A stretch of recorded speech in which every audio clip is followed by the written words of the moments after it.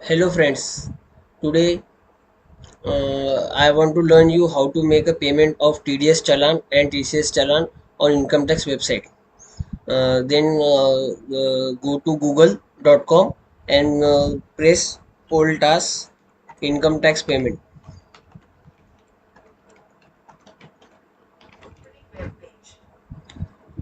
Then go to the third tab which is e-payment for teen. This window will open. इस window से आपको ई payment access दिख रहा है। यहाँ पे जाके आपको चलान ITNS 281 सिलेक्ट करना है, जिसमें ऑलरेडी लिखा है कि पेमेंट फॉर TDS और TCS बाय कंपनी और नॉन कंपनी दोनों भी प्रकार के डिडक्टिव इसमें से पेमेंट कर सकते हैं। तो इस पर हम प्रोसीड बटन पे क्लिक करेंगे।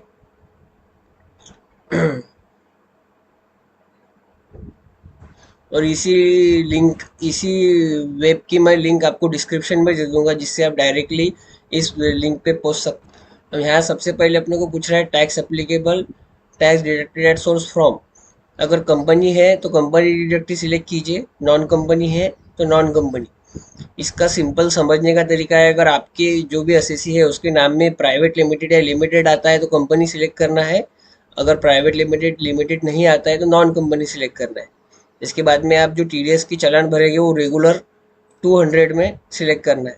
इसके बाद nature of payment, nature of payment में आपको सिलेक्ट करना है कि आप कौन से सेक्शन के अंतर्गत पेमेंट करना चाहते हैं।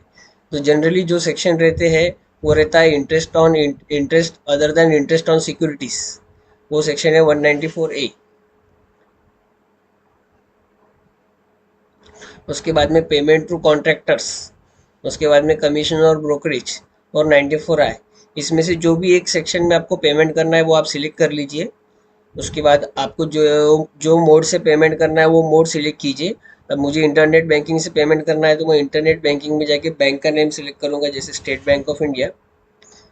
नेक्स्ट करूंगा। अब सबसे इंपॉर्टेंट चीज़ है यहाँ पे टैक्स अकाउंट नंबर। ये टैक्स अकाउंट नंबर से ये आपको सही डालना है यहाँ पे, टैक्स अकाउंट नंबर। ये जो टैक्स अकाउंट नंबर है ये आपको यहाँ पे सही डालना है।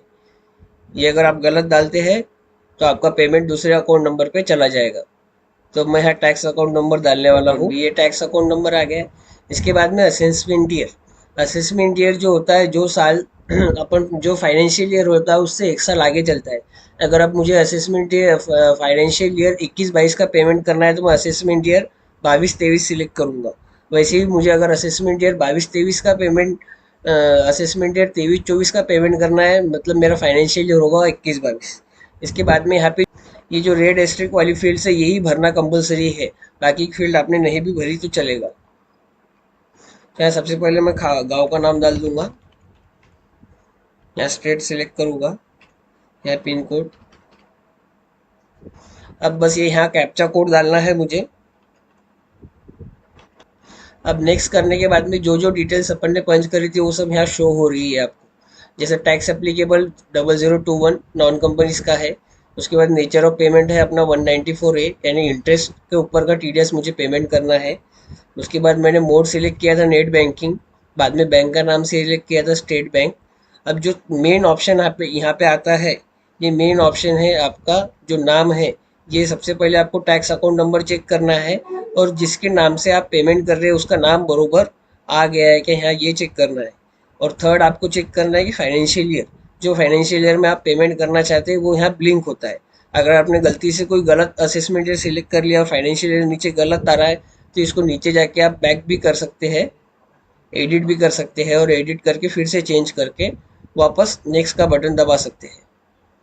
अब मैं यहाँ पे टर्म्स एंड कंडीशंस को एग्री करूँगा और सबमिट टू बैंक करूँगा। सबमिट टू बैंक करने के बाद में मैं यहाँ इंटरनेट बैंकिंग का ऑप्शन सिलेक्ट करता हूँ और यहाँ सबमिट कर देता हूँ। यूज़र आईडी पासवर्ड डालने के बाद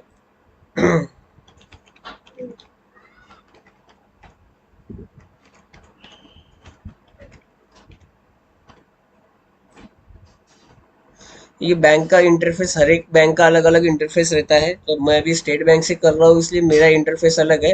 आप अगर HDFC, ICICI या और कोई बैंक से करें तो उसका इंटरफेस अलग रहेगा। तो यहाँ आके आपको जो टैक्स अमाउंट है यहाँ पे आपको अमाउंट डालना है और अमाउंट डाल के इसे कंफर्म करना है। कंफर्म करने के बाद आप यहाँ फिर से चेक कर सकते हैं कि जैसे नाम जो है और जो असेसमेंट ईयर है, टैन नंबर है, वो बरोबर है क्या। और इसे कंफर्म करके आपको एक ओटीपी आएगा, ओटीपी के द्वारा आप इसे सबमिट कर सकते हैं।